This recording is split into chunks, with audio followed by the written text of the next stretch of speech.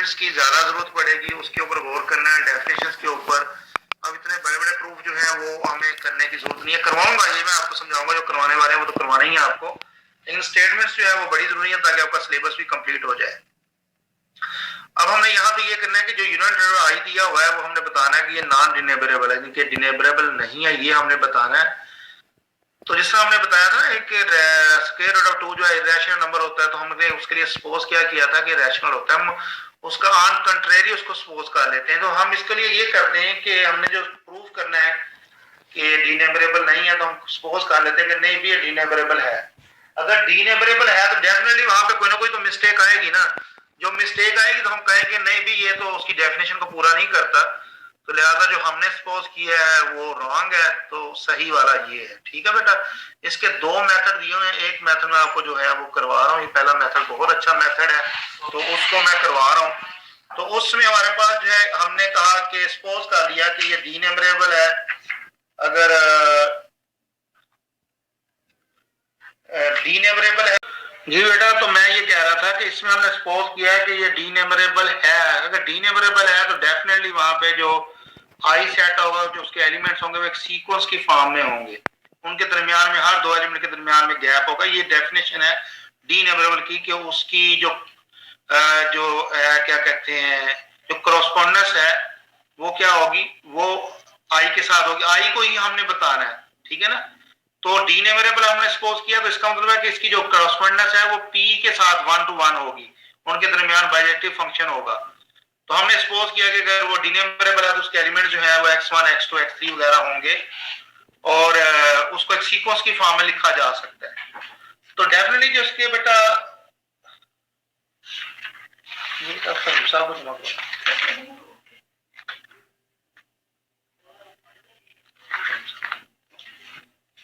तो इसमें जो है वो जो उसके एलिमेंट हमने लिए ना बेटा x1 x2 x3, डेफिनेटली वो किस किस्म के होंगे जी बताइएगा, आप बताइएगा कि उसका क्या किस किस्म के होंगे, वो कोई नंबर बता सकते हो कि x1 इस तरह का होगा जी? रियल नंबर, रियल नंबर होगा, लेकिन होगा किस किस्म का, 0 पॉइंट होगा या 1 पॉइंट होगा? वो 0 और 1 के दरमियान में होगा, वो 0 और 1 के दरमियान, यानी कि वो होगा 0.1234 0.23 0 पॉइंट इस तरह से। ठीक है ना, वो 0 पॉइंट होगा। तो देखिए उसने ऐसे ही लिखा, कितना खूबसूरत उसने लिखा हुआ है, 0 पहले x1 को कहा हुआ है 0.A11 A12 A13 and so on A1 है, आगे चलता जा रहा है। आगे पता नहीं कि कौन सा डिजिट रियल नंबर है ना, हमें नहीं पता ये क्या होगा, लेकिन जो x1 है वो कोई नंबर होगा, वो डेफिनेटली वो जो नंबर होगा वो कोई ऐसा नंबर होगा जिसको आप बता सकते हैं कि कोई भी नंबर होगा वो, और x1 और x2 के दरमियान में गैप जरूर होगा। क्यों गैप होगा? क्योंकि ये डिनेबरेबल हमने सपोज किया हुआ है, उसकी डेफिनेशन के मुताबिक x1 जो है वो x2 से डिफरेंट होगा। ठीक है ना, x1 x2 से डिफरेंट होगा। वो कहते हैं जी where aij belongs to 0 to 9, हमारे पास 10 डिजिट्स हैं, और and where each decimal contains an infinite number of non zero elements. वो कह रहा है कि जी हमारे पास जो हर नंबर है ना या हर डेसिमल जो है उसमें infinite number of non zero elements होंगे। कैसे? जैसे 0 पॉइंट के बाद 1 आ जाए, 2 आ जाए, 3 आ जाए, चलता जाएगा। ठीक है ना, वो नंबर का हमें नहीं पता क्या होगा, लेकिन 0 के बाद infinite number of non zero elements होंगे। 0 भी हो सकते हैं, नॉन जीरो भी हो सकते हैं। Thus we write 1 as 0.999।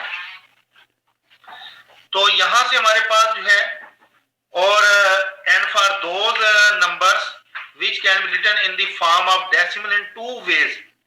जी ये दो तरीकों से आप बेटा लिख सकते हो। दो तरीकों से कैसे लिख सकते हो कि हमारे पास जो है कोई नंबर है, फॉर एग्जाम्पल 1/2 नंबर है, उसका दो तरीके हैं लिखने के, उसको या तो 0.500 लिखोगे या उसको आप क्या लिखोगे 0.4999 लिखोगे उसको। ठीक है ना, यानी कि दो तरीके हैं इसको लिखने के।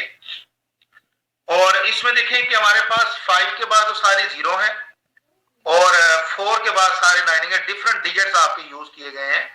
तो हम दो तरीकों से इस नंबर को लिख सकते हैं। कहते हैं जी आगे ब्रैकेट में देखिएगा, कहते हैं in one of them there is an infinite number of nines and in the other all except a finite set of digits are 0। वो कह रहा है कि एक में आपके सारे एक नंबर के अलावा सारे 999 है, और जो दूसरे हैं उसमें पहले डिजिट के अलावा जो 5 है बाकी सारे के हैं 0 है। कहते हैं right the infinite decimal in which an infinite number of nines appear. वो कह रहे हैं कि इसमें जो है हमारे पास जो डेसिमल है उसमें इनफिनिट नाइन्स है। अब हम यहाँ पे एक नंबर कंस्ट्रक्ट करने लगे, कोई नंबर ले रहे हैं y जो कि 0.b1 b2 b3 इस तरह से है, तो ये हम एक नंबर ले रहे हैं, ठीक है बेटा।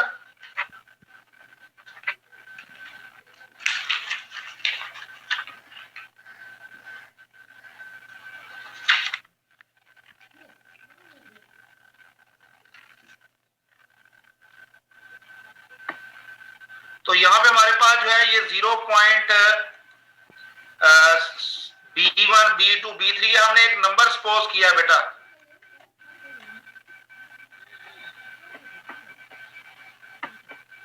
चले, अच्छा यहाँ पे बेटा हमारे पास है y, आपने एक रियल नंबर सपोज कर लिया, उसका जो है वो 0.b1 b1 b2 b क्या होंगे, सारे 0 to 9 जो है ना डिजिट्स होंगे।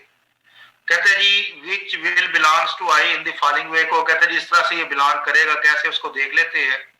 कहते हैं हमने b1 को चूज किया है। अब देखना कि जो b1 है वो बेसिकली b1 जो है वो is not equal to a11। अब जो b1 आप यहां से चूज कर रहे हैं तो जरूरी तो नहीं है कि वो a11 के इक्वल आ जाए, जैसे ऊपर a11 दिया हुआ है। अब मुझे नहीं पता ऊपर a11 क्या है, डेफिनेटली जो a11 होगा वो या 0 होगा या 1 होगा या 2 होगा या 3 होगा या 4 होगा। तो इसका मतलब है कि यहाँ पे आप ये नहीं बता सकते कि जो b1 है वो a11 के, अगर a11 के इक्वल आ जाता है फिर तो ठीक है, लेकिन बेटा 0 to 9 डिजिट है तो कोई जरूरी नहीं है कि जो b1 है वो a11 के इक्वल है। इसलिए उसने लिख दिया है कि जो b है ना b1 वो a11 के इक्वल नहीं है, और b1 उसने कहा 0 भी नहीं है। उसने 0 के साथ नहीं किया, 0 तो हो गया तो सारे 0 हो जाएंगे ना, 0 नहीं ले रहा वो कोई डिफरेंट डिजिट ले रहा है। वो कह रहा है कि जो b1 है वो a11 नहीं है और साथ जो है वो b1 0 नहीं है, एक तो ये बात होगी। फिर अगर b2 को चूज कर ले, वो कह रहा है कि जो b2 है वो a22 के इक्वल नहीं है, नेक्स्ट में चला गया वो, ठीक है। इसी तरह से सो ऑन, b3 जो है वो a33 के इक्वल नहीं होगा, b4 जो है वो a44 के इक्वल नहीं होगा, डिफरेंट होंगे डेफिनेट, डिजिट तो 0 to 9 है। कहते हैं फिर यहां से हमने ये रिजल्ट निकाला कि जो y है ना वो x1 के इक्वल नहीं है। क्यों नहीं है? इसलिए कि b1 जो है वो a11 के इक्वल नहीं है। अगर ये पहला जो है ना ये जो b1 है अगर a11 के इक्वल होता तो वो x1 के इक्वल आ जाता, जो y है वो x1 के इक्वल आ जाता, नहीं कि y और x1 सेम तब होने थे जब पहले वाला जो है पहला डिजिट जो है उसका वो इक्वल हो जाता है b1 के और a11 की। क्योंकि आपने ऊपर देखा ना कि 1/2 को दो तरीकों से लिखते हैं, एक 0.500 लिखते हैं, 0.499 लिखते हैं। इसका मतलब ये हो गया कि ये जो हमारे पास है 5 जो है 4 के इक्वल नहीं है, लेकिन पहला ही पहले के इक्वल नहीं है। फिर इसी तरह से अगर आप b2 को चूज करते हैं दूसरा दूसरे के इक्वल नहीं आएगा, फिर तीसरा तीसरे के इक्वल नहीं आएगा। इसका मतलब ये हो गया कि जो y है ना जो हमने सपोज किया एक रियल नंबर वो x1 के इक्वल नहीं है। इसका मतलब ये हो गया x1 और y दो डिफरेंट नंबर हैं। इसी तरह से y जो है वो x2 के इक्वल भी नहीं आ रहा, यानी कि ये जो y है ना जितने नंबर हमने लिए थे यहाँ पे i के उनके किसी के इक्वल नहीं है। इसका मतलब है कि i के जो डिजिट है ना जो नंबर जो है i को जो बिलोंग करते हैं वो x1 x2 से भी कोई अलग है, ठीक है ना। इसका मतलब x1 और x2 के दरमियान भी एक नंबर मौजूद है, x2 x3 के दरमियान में भी एक नंबर मौजूद है। तो इसका मतलब ये हो गया कि हर दो नंबरों के दरमियान में वो नंबर मौजूद है जिसका हम ये नहीं कह सकते कि अगर ये डीनंबरेबल होता है ना फिर x1 y के इक्वल आ जाता है या x2 जो है y के इक्वल आ जाता, लेकिन हमने तो डेफिनेशन के मुताबिक इक्वल करना था वो इक्वल नहीं आया। तो लिहाजा इसका मतलब ये हो गया कि हमारे पास जो है ये कोई भी x1 2 3 जो है ये y के इक्वल नहीं है। तो इसका मतलब ये हो गया कि जो हमने सपोज किया था कि i जो है वो डीनंबरेबल है वो हमने गलत सपोज किया था।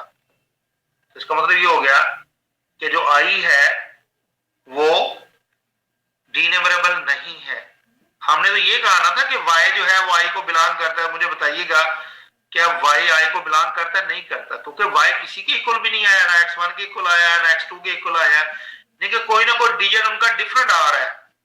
बेटा उन्होंने तो एग्जांपल ली है ना, a11 को जरूरी नहीं है a11 हो, यानी कि कोई डिजिट ऐसा होगा जो b1 या b2 के इक्वल नहीं आएगा। कोई एक भी इक्वल ना आए इनमें से, जैसे b1 a22 के इक्वल ना आ जाए, या b1 a12 के इक्वल ना आए, या b1 a13 के इक्वल ना आए। दिस मीन्स के वो जो y है वो डिफरेंट नंबर है। तो इसका मतलब है कि ये y किसी भी xi के इक्वल नहीं आया। हमने तो ये सपोज किया था कि y i को बिलोंग करता है, वो हो गया कंट्राडिक्ट हो गया, तो लिहाजा i जो है वो क्या हो गया, नॉन डिनेबरेबल इंटरवल हो गया या सेट हो गया। ठीक है बेटा, आसान सुन लें आप। जी बेटा, कोई बात पूछनी है यहाँ पे? नेक्स्ट हमारे पास कि जो आर स्क्वायर है वो इक्विपोटेंट है आर के, और इसको जनरलाइज किया गया है कि आर एन जो है वो इक्विपोटेंट आर के। ये आर स्क्वायर है ना, ये 2 डायमेंशनल है, आर एन जो है आपका n डायमेंशनल है। ये ऐसे समझ लें जिस तरह से पी को आपने किया था, पी किसके इक्विपोटेंट था, पी क्रॉस पी, नहीं कि पी स्क्वायर के। इसी तरह से हमने एक प्रूव करना है कि जो आर है वो आर स्क्वायर के इक्विपोटेंट है, और इसी तरह से अगर आर क्यूब ले लेंगे, आर क्रॉस आर, वो भी आर के इक्विपोटेंट होगा। जब जनरलाइज करेंगे तो आर की पावर n जो है वो भी आर की इक्विपोटेंट होगा। ये आपने इसको देख लेना है, ये कोई मुश्किल नहीं है, आपकी स्टेटमेंट आपको याद होनी चाहिए। ये ऐसी है जैसे पी क्रॉस पी का हमने कहा था। अब इसमें जो है नेस्टेड एक जो है वो इंटरवल आप ले रहे हैं कि वो सीक्वेंस जो है वो इंटरवल्स का, वो कहता है जी वो नेस्टेड है if i1 is superset of i2 is superset of i3। वो क्या है वो भी मैंने आपको यहाँ पे बना के बताया है कि ये हमारे पास है कि मैंने 0 to 1 वैसे ले लिया। 0 to 1 आप इसको i1 कह दें कि i1 जो है वो सुपरसेट है i2 का, और i2 जो है वो सुपरसेट है i3 का, एंड सो ऑन। ये देखिए, ये आपने लिया फॉर एग्जांपल, ये मैं लिया i1, फिर ये जो ऊपर वाला इसको कह दिया आपने i2, और इसको कह दिया i3, इसको कह दिया i4, इसको कह दिया i5, ये है i6 एंड सो ऑन। तो ये हमारे पास जो है ये जो इस तरह के सुपरसेट हो, इस तरह एक सीक्वेंस बन जाए कि कोई इंटरवल दूसरे का सुपरसेट बनेगा ना, इसको हम नेस्टेड सीक्वेंस ऑफ इंटरवल्स कहते हैं। ठीक है ना, ये जो सीक्वेंस है ना इनका, अपने इंटरवल का अपने सीक्वेंस बनाना है। अब यहाँ क्वेश्चन ये है कि वो कहता है जी एक एग्जांपल दें जिसमें एक ओपन इंटरवल हो आई के, जो कि यूनिट इंटरवल है, उनका अगर इंटरसेक्शन ले तमाम का जितने भी ये बनेंगे सब इंटरवल वो एम्प्टी हो। ठीक है ना, ये एग्जांपल जरा मैं आपको बना के बता देता हूं, बड़ा आसान है ये जो बड़ा इसमें देखिएगा कि हमारे पास जो है ये हमने ले लिया, बेसिकली हमारा जो इंटरवल है वो ये है आई, ओपन में होगा 0 to 1, इसमें 0 1 शामिल है, पीछे मैं कर चुका हूं लेकिन दोबारा से देखिएगा। उसने इसको जनरलाइज कर दिया, आई के कह दिया। आई के कैसे निकलेगा, 0 to 1 by k, और आपका के कहां से शुरू हो रहा है, के आपका शुरू हो रहा है, के जो है वो बिलोंग कर रहा है सेट ऑफ पॉजिटिव इंटीजर से। फॉर एग्जांपल आप के को 1 लेते हैं तो i1 क्या बन जाएगा, 0 to 1, और i2 जो है ये हमारे पास आ जाएगा जी 0 to 1 by 2। इसी तरह से i3 क्या आ जाएगा, 0 to 1 by 3 and so on. मुझे बता दीजिएगा अगर मैं इन्फिनिट तक ले जाऊं इसको तो क्या आएगा आपके पास, ये बताइएगा। 1 over n 0 0 हो जाएगा, इन्फिनिटी तक अप्रोच कर लेना, n को इन्फिनिटी अप्रोच जी सर, तो 0 0 आ जाएगा। अब मुझे बताइएगा क्या 0 0 इसमें शामिल है, no sir, no sir, no sir, no तो ओपन सर, है ना, ये देखिए मैं ओपन इंटरवल आपका लिया, यूनिट इंटरवल जी जो सर नहीं है। फिर इधर तो आपका ये जो 0 वाला, इधर तो ये रहा, इधर 1 रहा, यहाँ क्या आपका नेस्टेड में क्या होगा, इधर तो 0 ही रहेगा और एक ये बन जाएगा। इसको आप कह दें कि ये बन गया आपका i2 बन गया, फिर ये बन गया आपका i3, ठीक है ना, फिर ये बन गया आपका i4 एंड सो ऑन। देखे ना, आपको नजर आ रहा है नेस्टेड, ये बाकी नीचे वाले जो है ऊपर वाले क्या है, सुपर सेट है। इस तरह चलता जाएगा, चलते चलते इन्फिनिट तक ले जाएंगे आप, तो यहाँ पे क्या होगा, 0 0 ही आएगा। सर ये 0 0 कैसे आएगा, बेटा जो आखिरी देखें जब इन्फिनिट तक ले जाएंगे तो आपके पास यहाँ पे के की जगह पे 0 लगाएंगे तो क्या हो जाएगा आपके पास, इन्फिनिटी लगाएंगे तो क्या हो जाएगा, ठीक है ना, 1/k approaches to 0 if k approaches to infinity. तो देखें कि ये मुझे बताएं कि ये सब में कुछ कॉमन है, ये बताइएगा मुझे जी। सर जीरो जीरो जीरो कुछ नहीं कॉमन है। जीरो सर जी कुछ भी नहीं है। कुछ भी जीरो कॉमन में नहीं है। शामिल ही नहीं, कुछ भी नहीं है। देखिए ना, अब आपने देखा I1 intersection I2 intersection I3 and so on, कहां तक, इन्फिनिट तक। तो इनके दरमियान में क्या है, कुछ भी ओपन है, इसमें कॉमन नहीं है, तो एम्प्टी सेट आंसर आ गया। ठीक है बेटा, तो एग्जांपल आपको इसकी मिल गई है। अब दोबारा दूसरा देखिएगा, दूसरे में चेक कीजिएगा। अब ये दूसरे वाले कहते हैं जी एग्जांपल दें जो कि सेट ऑफ रियल नंबर हो और उसमें जो है वो एम्प्टी ना हो, क्लोज्ड हो। ये वाला इंटरवल जो लेना आपने कौन सा लेना है, क्लोज्ड इंटरवल लेना है। तो वो उसकी एग्जांपल देके मैं आपको बता देता हूँ, यही वाली एग्जांपल देकर बताता हूँ, तो फिर आपको हम वहां से पढ़ा देते हैं जो लिखा हुआ है। फिलहाल तो ये एग्जांपल के मुताबिक देखिएगा, इसी को ही देखिएगा। अगर मैं इसको अगले पेज पे ले जाता हूं तो I1 है, वैसे वो कहा ना उसने रियल कहा है, तो मैं इसको जरा उस इजी वाले में लेता हूं। I1 हमारे पास है 0 to 1। फिर डेफिनेटली अगर उसी तरह का ले लें जिस तरह का वहां लिया हुआ था, I2 हमारे पास आ जाएगा 0 to 1/2। फिर I3 हमारे पास आ जाएगा 0 to 1/3 एंड सो ऑन। चलते चलते I इंफिनिटी को जब पहुंचेंगे तो वो हमारा क्या आ जाएगा, 0 to 0। यहां पे देखिएगा जी जी जी सर बेटा, इसमें जीरो कॉमन आ जाएगा ना। 0 आ जाएगा। जब आप इसको करते जाएंगे कि ये जो है 0 क्या हो जाएगा बेटा, आपका कॉमन हो जाएगा। Yes sir. जी सर। तो इसका मतलब है कि इनका जो इंटरसेक्शन आएगा I K, intersection of I K is not equal to empty. कुछ ना कुछ तो होगा ना इसके अंदर। जी sir. Yes sir. Yes sir. Proof तो कर लिया, जरा इसको यहां देखते हैं वो क्या कहता है। वो ये कह रहा है कि let A1 A2 A3 since the intervals are nested. Nested समझ में आ गया है ना, जिसमें वो सुपर सेट होते हैं। पहला तो हर एक का सुपर सेट होता है, फिर दूसरा तीसरे का, तीसरा चौथे का सुपर सेट होता है। A bounded, A is bounded, वो कहते हैं ये बॉन्डेड है and every B K is an upper bound of A. यानी कि आपके पास जो है ना, ये जब ले रहे हैं इसमें, तो जैसे जो ये लिया इसने I1 A1 B1 I2 A2 B2 and so on, हर एक एक अपर बॉन्ड मौजूद है। वो क्या है, B1 I1 का है, B2 I3 का है, B3 I3 का अपर बॉन्ड होगा। ठीक हो गया। अगर अपर बॉन्ड है तो कंप्लीशन प्रॉपर्टी क्या होती है यार की, कंप्लीशन प्रॉपर्टी ये होती है कि वहां पे उसका एक सुपर सेट सुप्रीमम एग्जिस्ट करता है, supremum of the set exist करता है। इसका मतलब ये हो गया कि y इज इक्वल टू, वो हमने सपोज कर लिया कि y is the supremum of set A।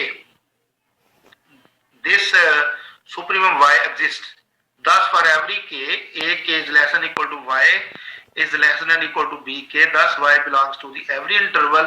इसका मतलब है कि अगर सुपर सेट है, सुपर कह दिया, सुप्रीमम है अगर y, तो इसका मतलब ये हो गया कि y हर इंटरवल में मौजूद होगा। जैसे अभी मैंने 0 बताया आपको, 0 क्या है, हर इंटरवल में मौजूद है ना 0।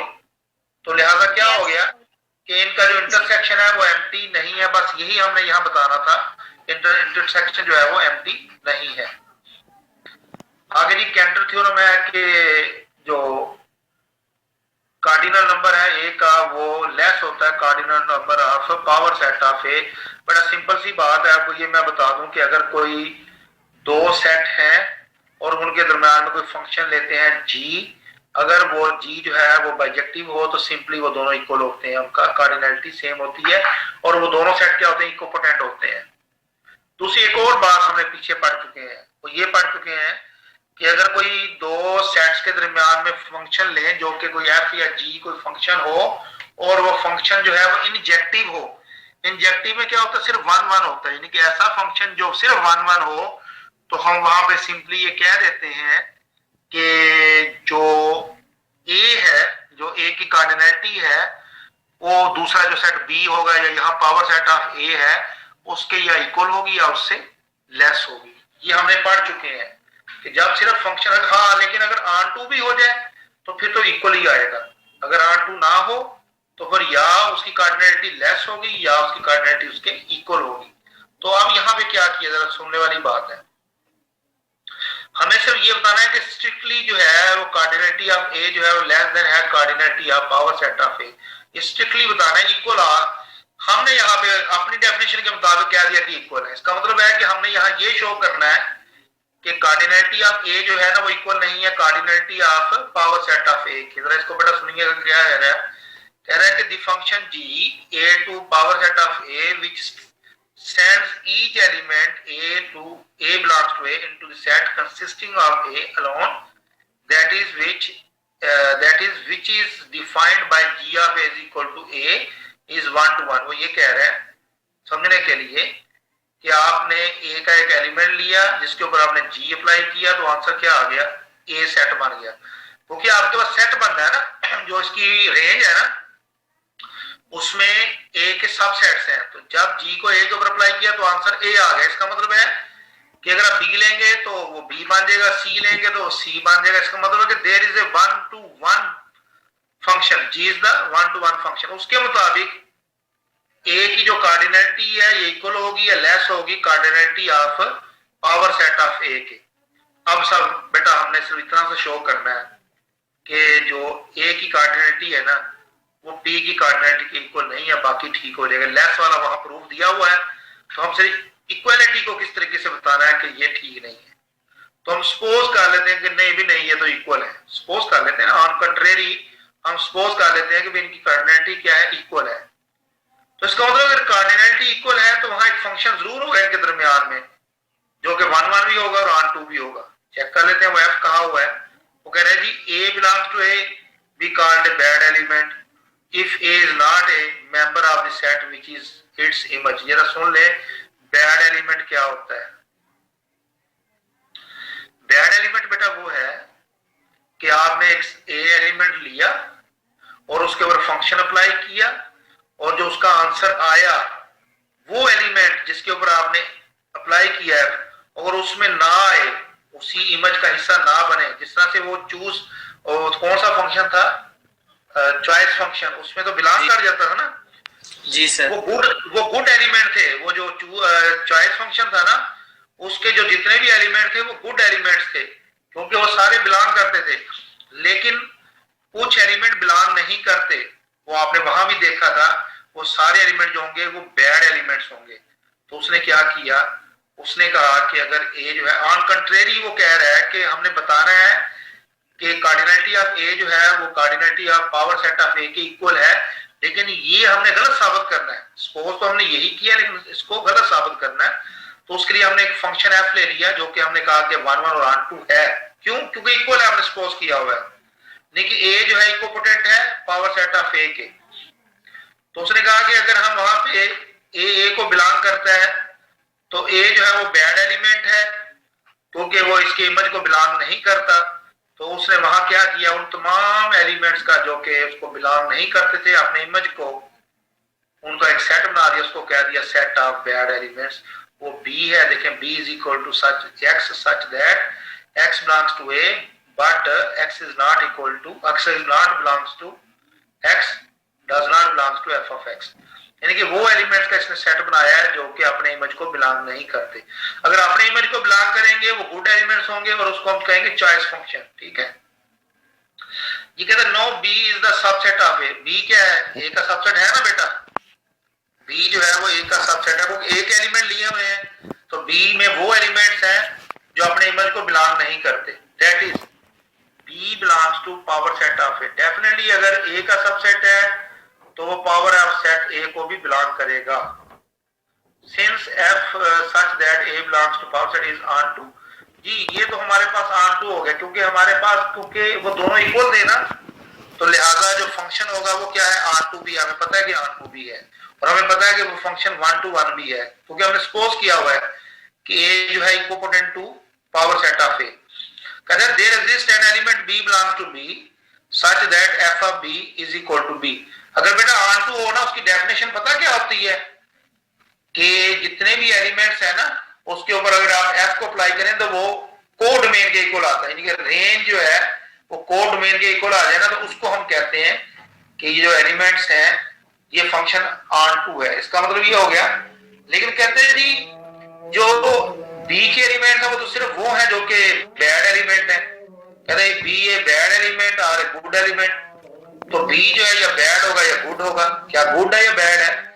If b is belongs to B, अगर बी जो है वो बी को बिलोंग करता है, देन बाय डेफिनेशन बी जो है वो क्या होगा? वो तो बैड एलिमेंट होगा।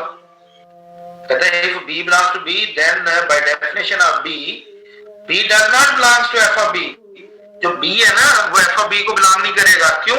वो बैड एलिमेंट है बी के एलिमेंट। हमने तो यहां कहा था R2 होने की वजह से कि एफ ऑफ बी जो है वो कैपिटल बी के इक्वल है, लेकिन बैड एलिमेंट की डेफिनेशन की वजह से ये इक्वल नहीं है। इसका मतलब ये है कि बी जो है वो कैपिटल बी को बिलोंग नहीं करता। इसके मुताबिक यहां मैं बता रहा हूं आपको कि इसके मुताबिक जो है वो, जैसे हमने कहा ना कि वो फॉर एग्जाम्पल जो बी जो है वो एफ ऑफ बी को बिलोंग नहीं करता क्योंकि ये बी का एलिमेंट है, बी बिलोंग्स टू बी।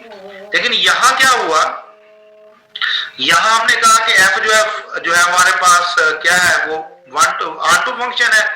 तो हमने कहा कि नहीं भी, अगर R2 है तो एफ ऑफ बी किसके इक्वल होना चाहिए? बी के इक्वल होना चाहिए। जो कि यहाँ पे ये तो गलत साबित हो कि बी तो इसको बिलोंग करता था बी को। यहां इसके मुताबिक जो है, इसके मुताबिक बिलोंग कर रहा है कि बी जो है वो किसका हिस्सा है? बी का। लेकिन actually B is the small b is the bad element, so b does not belongs to f of b. ये कंट्राडिक्शन आ गई है। यहां से थोड़ी सी काम और कर लें, एक मिस्टेक है वो सही कर लें बुक के ऊपर।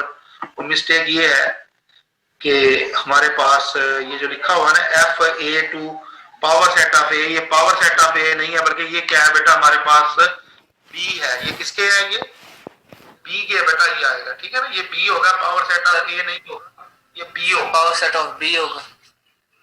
नहीं, सिर्फ पावर सेट ऑफ बी, सिर्फ बी होगा, सिर्फ बेटा सिर्फ बी होगा। Okay sir. बी के एलिमेंट कौन से हैं बेटा? वही बी के एलिमेंट्स है ना जो कि उसको बिलोंग नहीं करते। तो लेकिन यहाँ पे क्या आ गया, वो बी को बिलोंग करता R2 होने की वजह से। यही कंट्राडिक्शन है इसमें। इसका मतलब क्या हो गया कि फिर कार्डिनलिटी ऑफ ए जो है वो पावर सेट ऑफ ए के इक्वल नहीं है। यही हमने प्रूव करना था। अब श्रोडिंगर-बर्नस्टाइन थ्योरम है, सिर्फ स्टेटमेंट की याद कर लो, नीचे से एक दफा देख लीजिएगा पहले, इस तरह के मैंने प्रूव किए हुए हैं। तो ये सिर्फ डेफिनेशन आपको पता होनी चाहिए, स्टेटमेंट पता होनी चाहिए कि x जो है वो सुपरसेट हो y का, y सुपरसेट हो x1 का, और साथ इसके x जो है इक्विपोटेंट हो x1 के, तो x जो है इक्विपोटेंट होगा y के। ये स्टेटमेंट आपको अच्छी तरह याद होनी चाहिए। फिर ये c is equal 2 raise to alpha naught, ये भी स्टेटमेंट आपको जुबानी याद होनी चाहिए कि जो c है वो कार्डिनलिटी है किसकी? सेट ऑफ रियल नंबर की या यूनिट इंटरवल की, और अल्फा नॉट जो है वो कार्डिनलिटी है positive set of positive integers की, या उसके साथ जो भी रिलेट करते हैं। तो ये आपने डेफिनेशन ये याद रखना थ्योरम कि c इज इक्वल 2 की पावर अल्फा नॉट। उसके बाद यहां भी उसने कहा जी let x equal to 0 1 the open interval and let t be the set of real numbers in S which have an infinite number of threes in their decimal expression show that। ये बेटा इसमें वो कह रहा है कि हमारे पास कोई S जो है वो ओपन इंटरवल है, यूनिट इंटरवल है, ओपन यूनिट इंटरवल है, और t जो है वो सेट है, रियल नंबर का सेट है t, जिसमें S होगा जो S have an infinite number of threes in their decimal expression। वो कह रहे हैं कि जो t है ना उसके एलिमेंट्स किस किस्म के होंगे? एलिमेंट्स जो है उसके होंगे जिसमें थ्रीज आएंगे, जैसे 0 पॉइंट लिखा हुआ है f(x = 0.d1 d3 d2 3। देखिए 3 कहीं भी आता जाए, 3 लाजमी होंगे उसके अंदर। इन्फिनिट नंबर जो है ना वो थ्रीज होंगे, वो कोई भी हो, ठीक है बेटा, वो इशू नहीं है। लेकिन 3 उसके अंदर आते जाएंगे, इन्फिनिट नंबर ऑफ थ्रीज होंगे। अब हमने प्रूफ ये करना है कि जो कार्डिनलिटी है t की वो s की कार्डिनलिटी के इक्वल है। तो क्या करना पड़ेगा? s t में एक आपको फंक्शन डिफाइन करना पड़ेगा, और एस के एलिमेंट किस किस्म के हैं, पहले ही बता चुके हैं कि एस के एलिमेंट डेसिमल पॉइंट में होंगे। वो एक्स लिया आपने 0.D1 D2 D3 Dn, इसके ऊपर आपने एक्स अप्लाई किया तो क्या बन गया, ये वो नंबर बन गया जो उसने कहा हुआ है, ठीक है ना। ये नंबर उसने कहा हुआ था कि नंबर ऐसा बनेगा। तो फिर ये क्या हो गया, ये फंक्शन तो 1 to 1 नहीं हो गया। एफ जो है उसके डिफरेंट वैल्यू के ऊपर डिफरेंट इमेज आ रहे हैं। x1 लिखेंगे तो एक नंबर आएगा, x2 लिखेंगे एक और नंबर आ जाएगा। इसका मतलब कि f जो है वो 1 to 1 फंक्शन हो गया। 1 to 1 फंक्शन की डेफिनेशन के मुताबिक जो कार्डिनलिटी है जिससे आप ले रहे हैं s से, वो लेस होगी दूसरे की कार्डिनलिटी के या इक्वल होगी। लेकिन अगर गौर करें, आपका जो t है, t क्या है, t is subset of s। t जो है वो किसका सबसेट है, s का। S का। फिर इसका मतलब ये है कि t की कार्डिनलिटी s के इक्वल होगी या s से कम होगी। तो दोनों तो जो आगे हैं s less than equal to t and t is less than equal to s, तो दोनों को मिला के क्या बनेगा, दोनों इक्वल हो जाएंगे। Hence the cardinality of s is equal to cardinality of t। ये हमने यहां प्रूव करना था बेटा। अब बेटा यहां पे जिस तरह से हमने ये बताया था पीछे कि p जो है इक्विपोटेंट है p क्रॉस p के, मींस के p की पावर 2 के, और p जो है वो आल्सो जो है वो इक्विपोटेंट है टू p की पावर 3 के। यहां हमने ये बताना है कि s जो है वो कोई यूनिट इंटरवल है, ओपन इनटू यूनिट इंटरवल, और जो SW है वो denote the set of all denominable sequences, ठीक है ना। यहां पे हमारे पास जो है जो s है उसके एलिमेंट्स तो होंगे जो हमारे पास x1 x2 x3 इस तरह से, और SW में डेफिनेटली हमारे पास जो है ये s क्रॉस s इस तरह से आएंगे, इसको लिखेंगे। तो यहाँ पे ये कह रहे हैं कि प्रूव करना है हमने कि SW जो है, ये W है, ओमेगा कह रहे हैं, W कह रहे हैं, वो ये लिखा है इक्विपोटेंट ना लिखें, यहाँ इक्वल का वर्ड लगाएं। सेट हो तो इक्विपोटेंट, कार्डिनलिटी हो तो इक्वल का साइन लगाते हैं, यहाँ पे इक्वल का साइन लगाइएगा। हमने ये प्रूव करना है कि जो s की कार्डिनलिटी है वही SW की कार्डिनलिटी है, और इसी तरह से जो RW की कार्डिनलिटी है वो C है, पावर ऑफ कंटिन्यूम। देखा ना, वो आपकी बेटा जो इंटरवल दिया हुआ है उसकी कार्डिनेट आपको पता क्या होती है, C होती है। तो R की कार्डिनेट भी C होती है। मेरी बात समझ में आ गई है। जब आप लेंगे ना C R स्क्वायर की कार्डिनेट क्या आएगी, C इंटू C, तो C होती है, ठीक है। आप लेंगे कार्डिनेट S3 की लेंगे तो वो C into C into C, वो C होती है। C3 नहीं लिखते उसको, वो C ही रहती है कार्डिनेट। ए में कह रहा है जी let the sequence belongs to SW। बेटा देखे ना, S को बिलोंग कर रहे हैं, x1 x2 x3 ये S को बिलोंग करते हैं। मैं अभी अब बना के दिखाता हूँ, 1 मिनट सिर्फ बना के देता हूँ।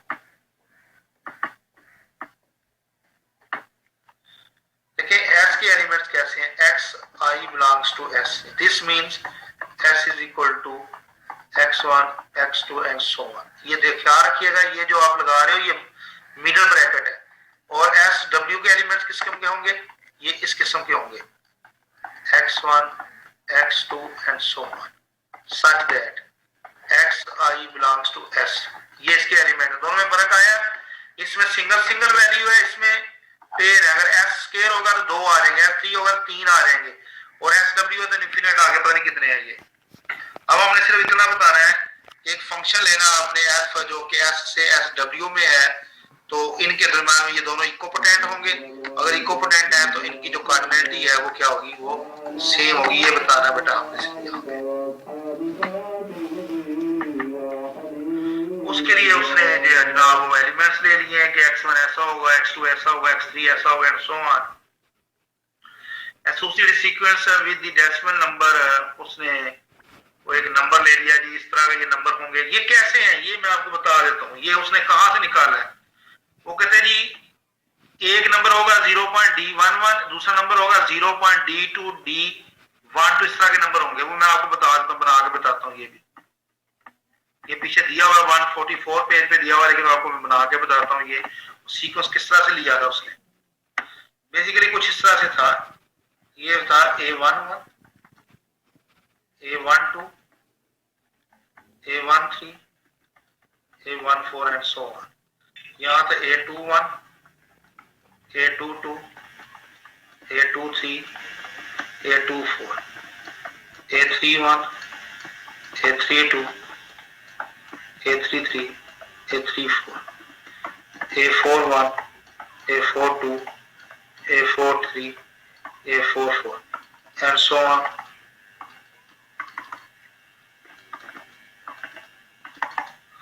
ये देखिए यहां से मैं इधर जा रहा हूं, आपके पास एक x उसने नंबर लिया, फाजिल उसको नाम दिया उसने x1 फाजिल, वो नंबर आपका ऐसा हो सकता है 0.0 तो लगेगा ही। दूसरा आपने एक x2 लिया, वो 0.A21 A12 ऐसा होगा। x3 आपका होगा 0. मैं बना दूं यहाँ पे, यहाँ पे हमारे पास ये एरो इस तरफ चला जाएगा, वो एलिमेंट आ गया। दूसरा आपके पास ये यहां से इधर, ये इधर, और ये एलिमेंट्स के कौन कौन से होंगे 0.A13 A22 A31। देखिए इनकी जो है ना ये दिए हुए हैं A11 जो रो और कॉलम को बता रहा है, उनका सम 4 आ रहा है x3 में, तो x4 के एलिमेंट्स क्या होंगे 0.A जिसका सम जो है वो 5 होगा। ये देखें यहां से इनका सम क्या होगा 5, ये हो जाएगा A41 A32 A23 A14 जिनका सम क्या आ रहा है 5 आ रहा है। देखिए x5 लेंगे तो उसमें क्या आ जाएगा 0.51, इस तरह से वो आगे चल करते जाएंगे, आपको पता चल जाएगा। ये बेटा हमारे पास जो है वो आ जाते हैं। ये देखो उसने लिखा है एक ही दफा लिख रहा है, काला लगा दिया है, इसका मतलब 0.D11 इसने D11 के साथ किया होगा, कोई मसला नहीं है इसमें। वो कहता है वेयर दी सबस्क्रिप्ट्स, ये सबस्क्रिप्ट्स होते हैं जो लिखे जाते हैं in the successive blocks of digits A D11, वो मैंने आपको बता दिया, are obtained by following the arrows as this in figure 6.1, वो मैंने आपको बना के बता दी है। कहता है this process was used to show that P cross P is countable. वहां हमने बताया था कि P क्रॉस P काउंटेबल है। This association defines a one-to-one function from SW to S. So the function G S to SW defined by this is one-to-one by the Schroeder-Stein theorem is equal to this. यहाँ पे बेटा हमारे पास जो है आपने जो function define किया है, ये दो जगह पे बेटा उसने लिख दिया है, जी लिख दिया है, जी नहीं है भैया बेटा क्या है ये एफ है, ये जी ना लिखिएगा, इसको एफ कर लें, ठीक है बेटा, वो गलती से जी लिख दी है, वो जी नहीं है लिखो, ये जहां आखिरी लाइन से पहले लिखा नहीं हुआ the function g such that S belongs to S W, S to S W, वो एफ है, वो बेटा जी नहीं। तो यहाँ पे साबित हुआ कि जो फंक्शन आप ले रहे हैं जी नहीं है, एफ है, एफ को एक्स के ऊपर अप्लाई करें तो हमारे पास एस डब्ल्यू का एलिमेंट आ रहा है, इसका मतलब ये 1-to-1 है। तो 1-to-1 है, इसका मतलब ये क्या हो गया कि एस जो है वो less than equal to cardinality of S W होगी, और इस तरह इसका रिवर्स जो होगा S W is the less than equal to cardinality of S. तो कहते हैं जी बाय श्रोडिंगर-बेयरस्टाइन थ्योरम उसका यूज किया आपने, तो वहां पे ये दोनों सेम आ गए।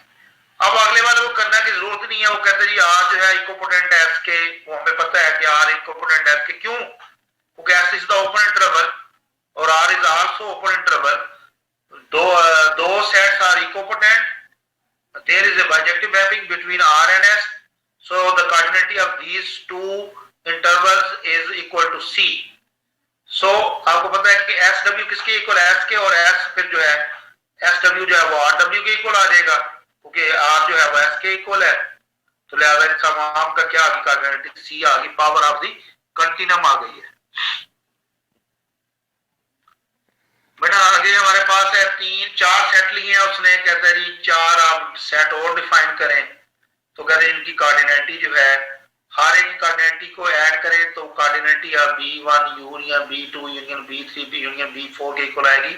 शर्त इसमें ये है कि जितने भी B है ना वो सारे डिसजॉइंट होंगे तब ये आएगी, अदरवाइज ऐसा नहीं होगा। और B1 में उसने क्या दिया कि B1 किसके इक्वल है A1 इंटू सिंगलटन सेट, वो वैसे ही आंसर आ जाता है जो कि A1 का होता है, वही कोऑर्डिनेटी B1 की आ जाती है, वही जैसे A2 की होती है वही B2 की आ जाती है, तो उनकी कोऑर्डिनेटी सेम है। इसका मतलब ये हो गया कि जो ऊपर स्टेटमेंट दी हुई है वो ट्रू है, बस ये स्टेटमेंट याद रखनी है आपने। और नीचे भी उसने वैसा ही दिया हुआ है। 6.24 में भी वही बात उसने लिखी है, उसको जनरलाइज कर दिया है। और 6.25 जो है 6.25 में वो आपको डिस्ट्रीब्यूटिव लॉ, कम्यूटेटिव लॉ ये वाले दिए हुए हैं। तो ये आपको स्टेटमेंट पहले भी मैं पढ़ा चुका हूँ, इनको देख लीजिएगा, सिर्फ स्टेटमेंट आपने देखनी है इनकी। और ये भी हमें पता है कि aleph naught C is equal to C के इक्वल होता है, ठीक है ना, ये भी हम पढ़ चुके हैं। और ये भी हमें पता है 6.27 में कि अलीफा नॉट प्लस अलीफा जो है वो अलीफा के इक्वल, सॉरी अल्फा के इक्वल होता है। Aleph naught plus alpha is equal, alpha है क्या हमारा, कोई इनफिनिट कार्डिनल नंबर है अल्फा, जो हमने पहले लिया था एक दफा। तो इसका मतलब ये हो गया कि अगर आप में अल्फा ऐसे काम करता है जैसे सी काम करता है, तो लिहाजा सी में कोई अलीफा नॉट ऐड करें तो आंसर क्या आता है, सी आता है ना। तो यहाँ पे भी क्या होगा कि जो अनकाउंटेबल सेट है उसका जो कार्डिनलिटी है बेसिकली वो अल्फा है, और उसको अलीफा नॉट में ऐड कर दें तो वो अल्फा के ही इक्वल आ जाता है। ये बेटा ये आज का हमारा लेक्चर खत्म हुआ। तो कोई क्वेश्चन है तो बेटा वो जरूर आप पूछ लें जी, नहीं तो हम इधर से वाइंड अप करते हैं इसको। कोई क्वेश्चन है तो बेटा पूछ लें।